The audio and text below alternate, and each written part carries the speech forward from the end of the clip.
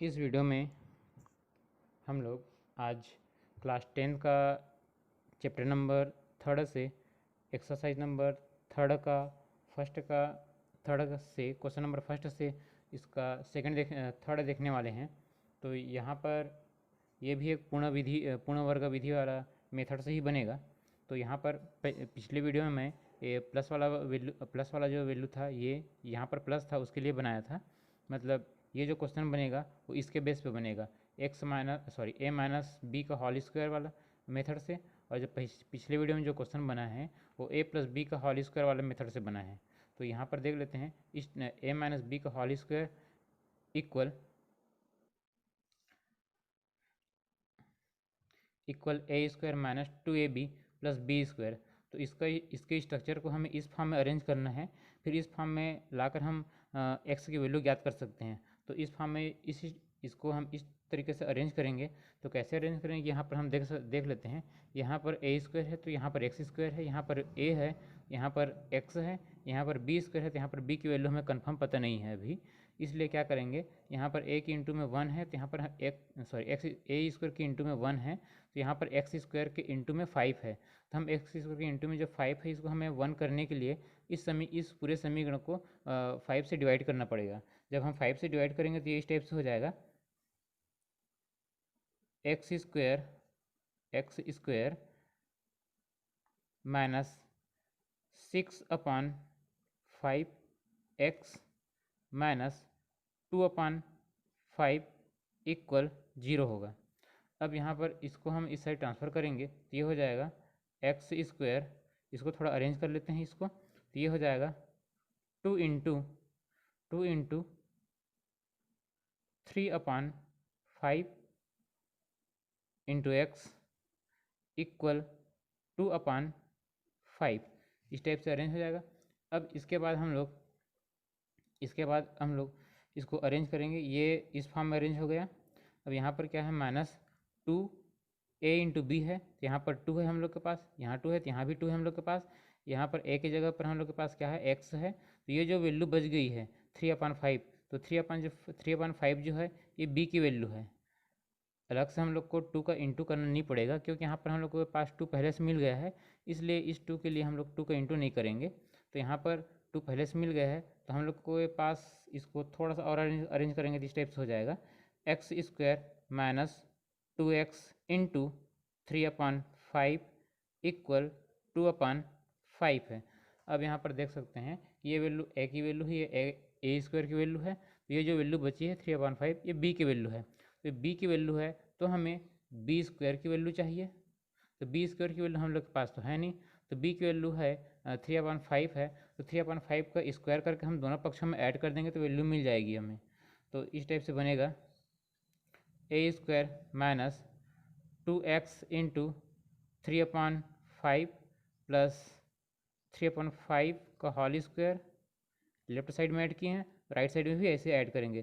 तो 2/5 प्लस 3/5 का whole square, ये ऐड हो गया दोनों पक्षों में। अब इसके बाद हम लोग इसको अरेंज करके लिख सकते हैं, x माइनस 3/5 का होल स्क्वायर, इस टाइप से इसको हम लोग लिख सकते हैं। तो इसको इस टाइप से लिखने का मेन रीज़न ये है, ये देख लो, इसके जगह पर हम ये लिख सकते हैं क्योंकि ये जो वैल्यू है इसी की वैल्यू है, इसीलिए हम लोग इसके जगह पर ये लिख सकते हैं, एक्स माइनस 3/5 का होल स्क्वायर करके। तो अब इसके बाद हम लोग के पास राइट साइड में वैल्यू आ जाएगी इस टाइप से, 2/5, इसको सॉल्व करेंगे तो ये हो जाएगा प्लस 9/25। अब हर को सेम करने के लिए हम लोग को यहाँ पर 5 का इंटू करना पड़ेगा और यहाँ पर भी 5 का। तो ये हो जाएगा 5 इंटू 2 कितना होगा, 10 होगा, एंड प्लस 9/25, तो ये हो जाएगा 19/25। तो ये जो वैल्यू है, ये वैल्यू x माइनस 3/5 का होल स्क्वायर की वैल्यू हो गई, इसकी वैल्यू 19/25 है। अब यहाँ पर हम देख सकते हैं कि 19/25 जो वैल्यू मिली है, तो यहाँ से हम इस स्क्वायर को हटाएंगे तो इस साइड रूट लग जाएगी। तो इस टाइप से होगा, x minus 3/5 equal plus minus root 19/25। तो इसको हम लिखना चाहें तो ऐसा भी लिख सकते हैं, प्लस माइनस √19/5 इस टाइप से हम लिख सकते हैं, क्योंकि √25 की वैल्यू 5 होती है, इसलिए लिख सकते हैं। अब यहाँ पर हम लोग एक बार प्लस लेंगे और एक बार माइनस लेंगे। तो जब प्लस लेंगे तो उसके लिए क्या करना पड़ेगा देख लेते हैं। तो सबसे पहले हम लोग प्लस चिन्ह लेंगे, तो ये मिल जाएगा हम लोग को x - 3/5 इक्वल 19 √19/5।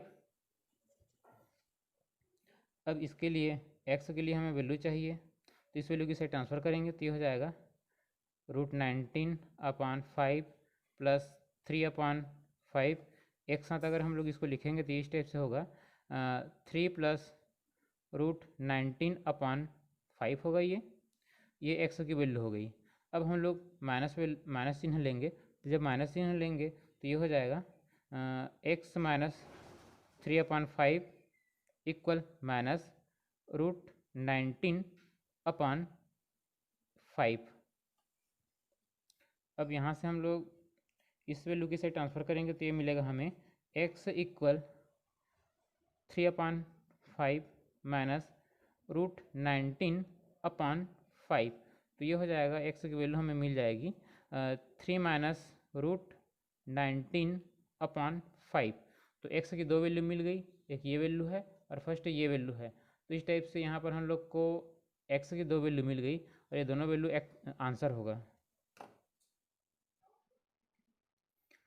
अब अब हम लोग क्वेश्चन नंबर 6 देखने वाले हैं। तो क्वेश्चन नंबर 6 इस टाइप से है। एक समकोण त्रिभुज का क्षेत्रफल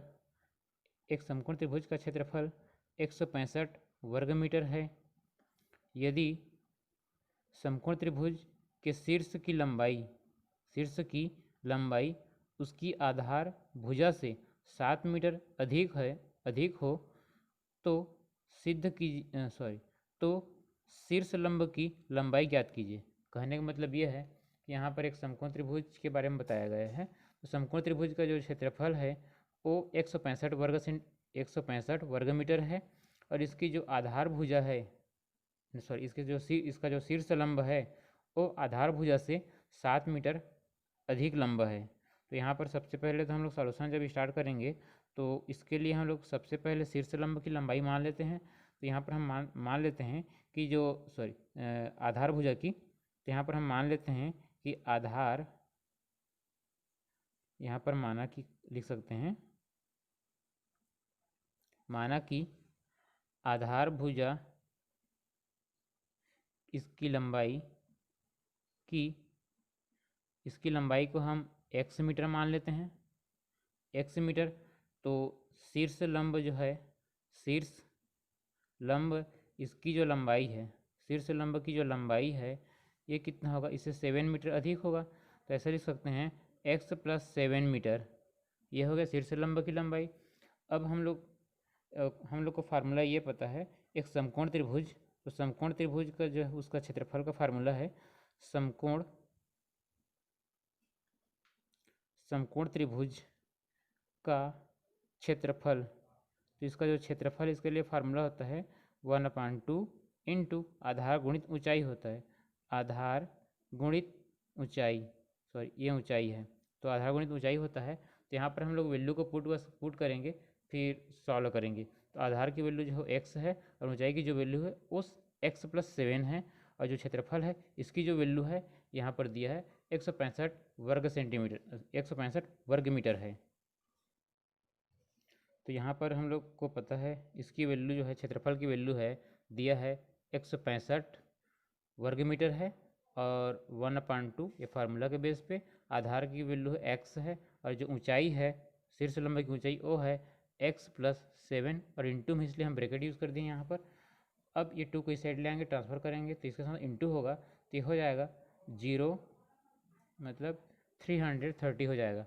इसके इंटू यहाँ करेंगे तो अब यहाँ से मिल जाएगा हम लोग को x² + 7x। अब इस वैल्यू की साइड ले जाएंगे तो इस टाइप से मिलेगा हमें x² + 7x - 30 ये वैल्यू मिल जाएगी। ठीक, तो ये हो गया हम लोग का एक वर्ग समीकरण बन गया। अब इस समीकरण को हम गुणनखंड विधि से हल करेंगे। तो गुणनखंड विधि से जब हल करेंगे इसको हम लोग, तो हम लोग को ये पता करना है कि मध्य पद को 2 भाग में तोड़ना है तो कितना कितना में टूटेगा। तो सबसे पहले यहाँ पर मध्य भाग को तोड़ेंगे तो 7 को तोड़ना है हमें, तो इस टाइप से तोड़ना है कि जो दोनों के इंटू है उसमें ये वैल्यू मिलनी चाहिए। तो यहाँ पर इसको तोड़ेंगे तो इस टाइप से तोड़ सकते हैं हम लोग x square plus 15x sorry ये -15x लेंगे, -15x एंड प्लस 22x, इन दोनों को इंटू करेंगे तो ये वैल्यू हमें मिल जाएगी एंड -330। अब यहाँ से हम लोग ब्रैकेट में लेंगे तो यहाँ से डायरेक्ट थोड़ा सा सॉल्व करते हैं थोड़ा सा। यहाँ से इन दोनों में से x कॉमन लेंगे तो ये होगा ब्रैकेट में x -15, यहाँ से प्लस मिलेगा हम लोग को, तो यहाँ से मिल जाएगा 22, कॉमन लेंगे तो यहाँ ब्रैकेट में बचेगा x -15 इक्वल 0। अब यहाँ से हम लोग को मिल गया है, फर्स्ट ब्रैकेट में मिलेगा x -15 क्योंकि दोनों में है x -15 एंड यहाँ से बचेगा x बचेगा और यहाँ से मिलेगा बच जाएगा हम लोग के पास 22 तो इक्वल 0। तो यहाँ से x की 2 वैल्यू पॉसिबल है, तो x की यहाँ पर जो वैल्यू है तो इस टाइप से मिल जाएगा। यहाँ से निकालेंगे तो x -15 इक्वल 0 और कहने का मतलब या x + 22 इक्वल 0। तो यहाँ से हम देखेंगे तो यहाँ से हमें x की जो वैल्यू मिलेगी ये प्लस में 15 होगा और यहाँ से x की जो वैल्यू मिलेगी वो माइनस में 22 होगा। तो हम लोग को पता है कि कोई भी लंबाई की जो वैल्यू होती है वो नेगेटिव वैल्यू नहीं होती है। हमेशा किसी की भी लंबाई हम मापते हैं तो वैल्यू जो मिलती है वो पॉजिटिव वैल्यू मिलती है। इसलिए x की ये वैल्यू पॉसिबल नहीं है, x की ये वैल्यू पॉसिबल है। कहने का मतलब ये है यहाँ पर आधार की जो वैल्यू है, आधार भुजा की जो लंबाई है, आधार भुजा की जो लंबाई है ये होगा 15 होगा और जो शीर्ष लंब है इसकी लंबाई, शीर्ष लंब की लंबाई जो है ये होगा इससे 7 अधिक, तो इससे 7 अधिक कितना हो जाएगा 22 होगा। तो इस टाइप से हम लोग का ये आंसर हो जाएगा। तो एक समकोण त्रिभुज ऐसा है जिसके आधार भुजा की लंबाई 15 है और शीर्ष लंब की लंबाई जो है वो 22 है और इसका जो क्षेत्रफल होगा वो है 165 सेंटीमीटर सॉरी 165 मीटर स्क्वायर है और ये वैल्यू मीटर में है और ये वैल्यू भी मीटर में है।